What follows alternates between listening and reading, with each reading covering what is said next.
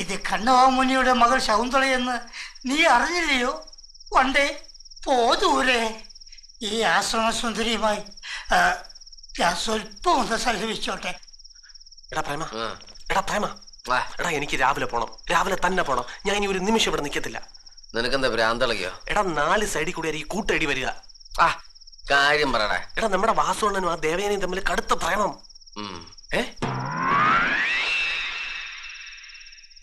ഇന്ന് എന്തായിരുന്നു രണ്ടും കൂടെ മരത്തിനടിയിൽ ആരും കാണാതെ? ചുമ്മാ നീ അതൊക്കെ പറയാതെ. ഇല്ലടാ, എന്റെ അമ്മയാണ് സത്യം. ഭയങ്കര കുഴപ്പം പിടിച്ച പ്രേമം. വാസുണ്ണൻ അവളെ മുത്തുന്നത് കാണാതിരിക്കാൻ വേണ്ടി ഞാൻ എന്റെ മുഖം തിരിച്ചു കളഞ്ഞു. നിനക്ക് വെറുതെ തോന്നിയതായിരിക്കും. വെറുതെ. ഏതായാലും ആടി വരുന്നതിന് മുമ്പ് നമുക്ക് ഇവിടുന്ന് കടക്കണം. വാസുണ്ണൻ വയസ്സനല്ലേ?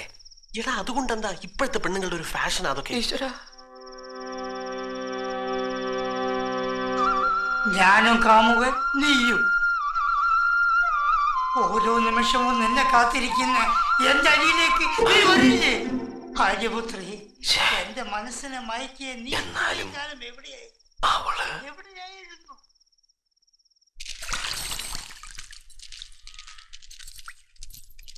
എടാ പ്രേമ, നമ്മൾ എപ്പോഴാ ബോംബ് വെക്കണത്? ബോംബ് വെച്ച് കഴിഞ്ഞല്ലോ. കഴിഞ്ഞോ? അതെപ്പോ? അത് ശരി. അപ്പൊ ആരും ഒന്നും അറിഞ്ഞിട്ടില്ലെന്നാ ഭാവം. എന്റെ അച്ഛനാണ് സത്യം, ഞാൻ അറിഞ്ഞില്ല. അപ്പൊ ഇന്ന് രാത്രി നീ ബോംബ് വെച്ചോ? ഞാൻ വെച്ചില്ല. നീ വെച്ചോ പ്രദീപേ? ഞാൻ വെച്ചില്ല. പിന്നെ ആര് ബോംബ് വെച്ചത്? വെച്ചത് ആരാണെന്ന് വെച്ചവർക്കറിയാം.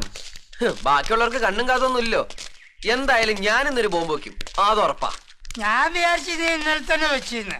അല്ല, അപ്പൊ ഇന്ന് വെച്ച് ഇന്നലെ പൊട്ടിക്കോ? പൊട്ടിക്കും, ഇന്ന് തന്നെ പൊട്ടിക്കും. അല്ലെങ്കിൽ പ്രദീപ് പറഞ്ഞ പോലെ 4 സൈഡിൽ നിന്ന് അടി കിട്ടും. ഇന്നെ പൊട്ടിക്കണമെന്നില്ല, എപ്പോഴെങ്കിലും പൊട്ടിച്ചാൽ മതി.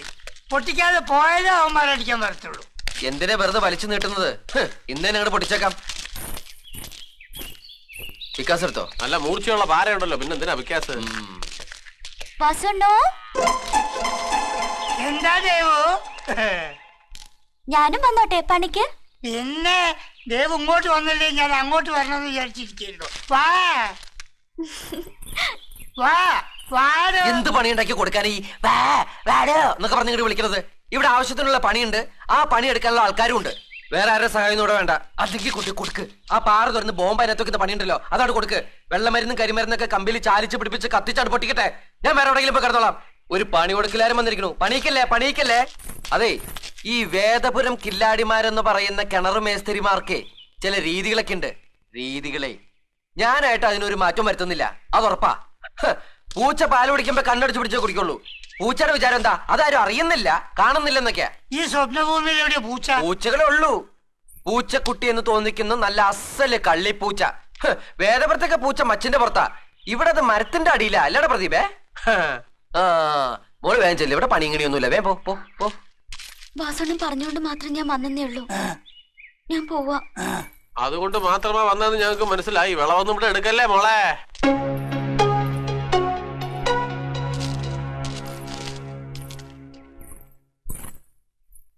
എന്താടാ രണ്ടു കൂടിയ പാവം കൊച്ചിന് വെറുതെ?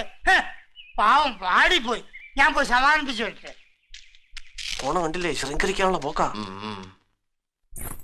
ദേവു, എന്താ വാസണ്ണ ഇന്ന് കിണറൂത്തിക്ക് വല്ലാത്തൊരു ദേഷ്യം? അത് ഇന്നലെ ദേവയാനി പറഞ്ഞില്ലേ, അതിന്റെ കരി തീർത്തതാ. ഞാൻ എന്ത് പറഞ്ഞെന്നാ വാസണ്ണ? അല്ല, പാറവണി അപകടം പിടിച്ചതാണ്, അതുകൊണ്ട് ദേവയാനി പണിക്ക് വരില്ല എന്നൊക്കെ പറഞ്ഞില്ലേ? ഞാൻ അങ്ങനൊന്നും പറഞ്ഞിട്ടേ ഇല്ല. പിന്നെ എന്താ ഇന്നലെ അവന്റെ അടുത്ത് പറഞ്ഞത്? അത് ഞാൻ ഓർക്കുന്നില്ല. ഒന്ന് ഓർത്തു നോക്കൂ. പൂച്ചയുടെ കാര്യം വല്ലതും പറഞ്ഞു? പൂച്ച ഈ ആക്ഷൻ കണ്ടോ? ഈ ആക്ഷൻ എനിക്ക് പിടിക്കാത്തത്. നെപ്പ് കണ്ടില്ലേ, ഒരു വൃത്തികെട്ട ശൃംഗാരം. വൃത്തികെട്ടവൻ. മതി ഒന്നുകൂടെ വന്നേ. എന്താണ് എന്റെ പ്രേമ? വാസവനോട് മാറിയെന്നേ, എനിക്ക് കുറച്ച് കാര്യങ്ങൾ പറയാനുണ്ട്. ഞാനായിട്ടൊന്നും തെറ്റിക്കില്ല, പച്ചവെള്ളം ചവച്ചേ കുടിക്കൂ. എന്തൊക്കെയാ പറഞ്ഞത്? ബാക്കിയുള്ള ആർക്ക് ഈ രീതികളൊന്നും മനസ്സിലാവണമെന്ന് വിചാരിച്ചത്? എനിക്കൊന്നും മനസ്സിലാവുന്നില്ല. അയ്യോടാ, പിഞ്ചു കുഞ്ഞല്ലേ, എല്ലാം പഠിച്ചു വരണം. അറിയാത്തതൊക്കെ പഠിപ്പിച്ചു തരാൻ പറ്റിയൊരാളിലുള്ള കയറി പിടിച്ചിരിക്കണത്. പ്രായം ഒത്തിരി ഏറിയാൽ എന്താ, വിസ്തരിച്ചുള്ള പഠിപ്പീരല്ലേ നടക്കുന്നത്. ഇങ്ങനെ മൂടി വെച്ച് പറയാതെ തുറന്നു പറഞ്ഞാട്ടെ. തുറന്ന് ഞാൻ തന്നെ പറയണോ അല്ലേ? ഞാൻ പറയില്ല. ഇന്നലെ ഇവിടെ നടന്നതും ഇപ്പൊ ഇവിടെ നടക്കാൻ പോയതും ഞാനായിട്ട് പറയില്ല, അത് ഉറപ്പാ. ഇവിടെ ഇപ്പൊ എന്ത് നടന്നെന്നാ? അതെന്തിനാ ഞാൻ പറയണേ? ഞങ്ങളുടെ നാട്ടിൽ പോയി ചോദിക്ക്. ഞങ്ങളുടെ നാട്ടുഭാഷയിൽ അതിനൊരു പേര് പറയും, പ്രേമം, പ്രേമക്കൂത്ത്. പ്രേമോ? ആർക്ക്? ആരോട്? അത് മാത്രം ഞാൻ പറയില്ല. താനും ഞങ്ങളുടെ വാസൊണ്ണായി നടക്കുന്ന പ്രേമത്തിന്റെ കാര്യം എന്നോട് ചോദിക്കരുത്, അത് ഞാൻ പറയില്ല.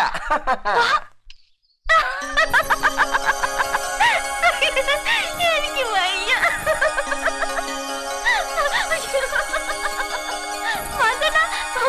വന്നേ.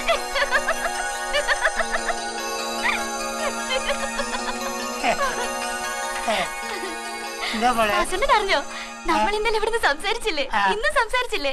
നമ്മൾ എന്തെടുക്കായിരുന്നു വാസണ്ണ വിചാരിച്ചത്? നമ്മള് പ്രേമിക്കായിരുന്നു. ആ വാസണ്ണ നമ്മള് തമ്മിൽ പൊഴിഞ്ഞു പ്രേമാണത്ര. ഈ സുന്ദര കില്ലാടി. എടാ, നീ ആകെക്കൂടെ ഒരു മടക്ക് കൂടലിന്റെ അത്രേ ഉള്ളെങ്കിലും നിന്റെ നാക്കേന്ന് വീഴുന്നത് നാൽപ്പാമര സോപ്പിട്ട് കുളിച്ചാലും വാടപോത്ത വർത്താനങ്ങളാണ്. എടാ, എന്റെ മോളാകാൻ പോലും പ്രായമില്ലാത്ത ഈ കൊച്ചിന് എന്നെയും ചേർത്ത് എന്തെല്ലാം നാട്ടുകേസുകളാടാ നീ പറഞ്ഞുണ്ടാക്കിയത്. അങ്ങനെയൊന്നും ഇല്ലല്ലേ? അങ്ങനെയൊക്കെ ഉണ്ടടാ. എടാ നീ അങ്ങനെയൊക്കെ ഉണ്ടടാ. എന്താണ് ഉമ്മ വെച്ചു? അതല്ല, എനിക്കൊരു അബദ്ധം പറ്റി പോയതാ. ഞാൻ ഉദ്ദേശിച്ചത് ഈ കുട്ടിയല്ല, പറഞ്ഞു വന്നപ്പോ ഈ കുട്ടിയായി പോയതാ. വാസന എന്റെ മാനം കളയരുത്. ആരെവിടെ കൊണ്ടു വെച്ചേ? നോക്ക്, എന്റെ പൊന്നു മോൾ ഒന്നും വിചാരിക്കരുത്. ഇവേ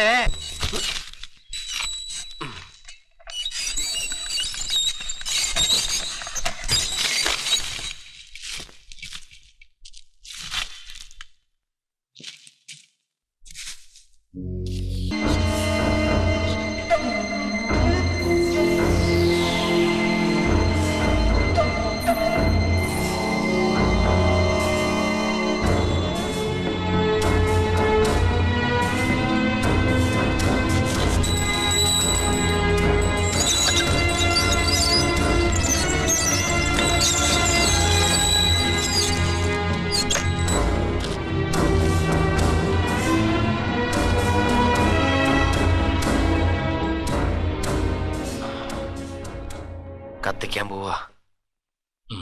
ആയിക്കോട്ടെ. എല്ലാരും ഒന്ന് ഇറങ്ങി നിൽക്കണം. കുറച്ചൊരു പൊറോട്ട നോക്കി നിൽക്കാതെ പൊറോട്ട പറിക്കേ.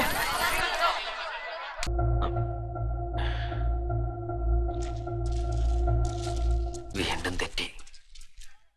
പ്രേമ, ഓ, ഇനി എന്ത് സംഭവിക്കാൻ? ആ ബോംബ് അവിടെ നിന്ന് മാറ്റി അത് തന്നവന്റെ തല അവിടെ വെട്ടിവെക്കണം.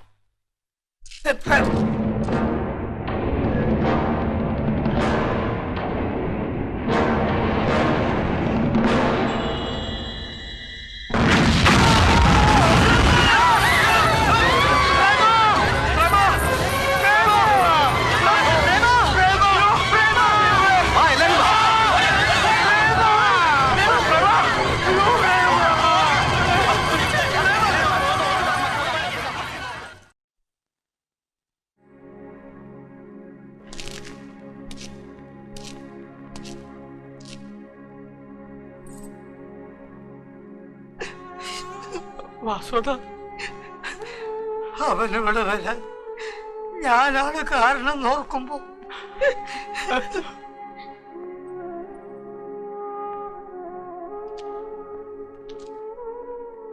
എന്തെങ്കിലും ഒന്ന് ആലോചിക്കണ്ടേ? എന്താലോചിക്കാനാ? ജീവൻ തിരിച്ചു കിട്ടട്ടെ ആദ്യം, എന്നിട്ട് മതി ആലോചനകളൊക്കെ.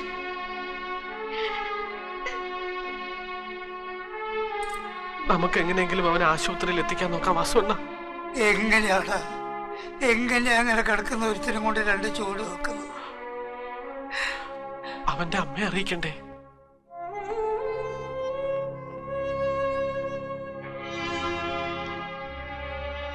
എന്തെങ്കിലും ഒന്ന് പറ എന്നോട്. ജീവൻ തിരിച്ചു പിടിക്കാൻ രക്തമല്ലി കൂട്ടെടുക്കണം. അതിന് 4 മരുന്നുമുറകൾ ഇനിയും കഴിയണം. അത് കഴിയാൻ അർദ്ധരാത്രി എങ്കിലും ആകും. അതുവരെ വെളുപ്പാങ്കാലാവുമ്പോ പറയാം.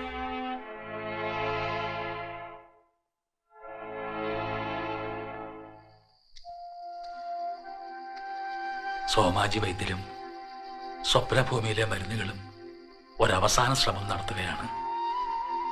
ഒന്നും പറയാനായിട്ടില്ല.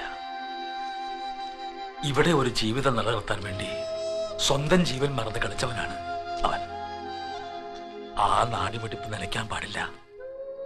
എല്ലാം മറന്ന് ഊണുറക്കം ഉപേക്ഷിച്ച് സ്വപ്നഭൂമിയിലെ എല്ലാ മനസ്സുകളും സുന്ദരകില്ലാടിക്ക് വേണ്ടി നൊന്ത് നൊന്ത് പ്രാർത്ഥിക്കണം.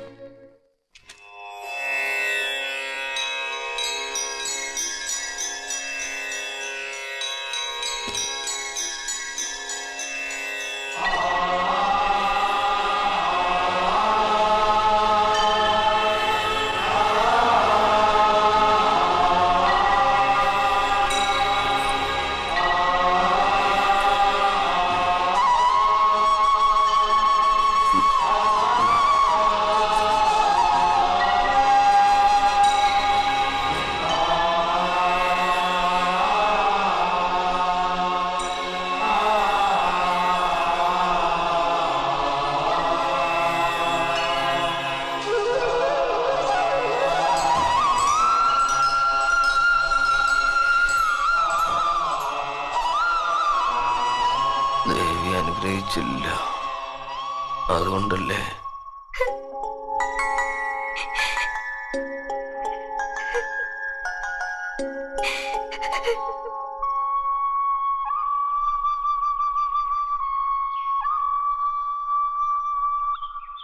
മരണത്തിന്റെ വായിന്ന് ആ കൊച്ചനെ തിരിച്ചിങ്ങെടുത്തു.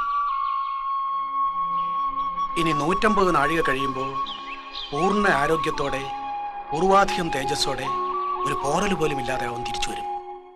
ഒക്കെ ഇവിടുത്തെ പരമ്പരാഗത ഔഷധങ്ങളുടെ സിദ്ധിയാണ്. പിന്നെ നിങ്ങളുടെയൊക്കെ പ്രാർത്ഥനയും. ഞങ്ങൾ ഒന്ന് കണ്ടോട്ടെ. ആയിക്കോളൂ. ഓ, ഇനി അവിടെ ഒരാളുടെ ജോലിയേ ഉള്ളൂ, ദേവയാനിയുടെ. ശല്യാകണ്ട.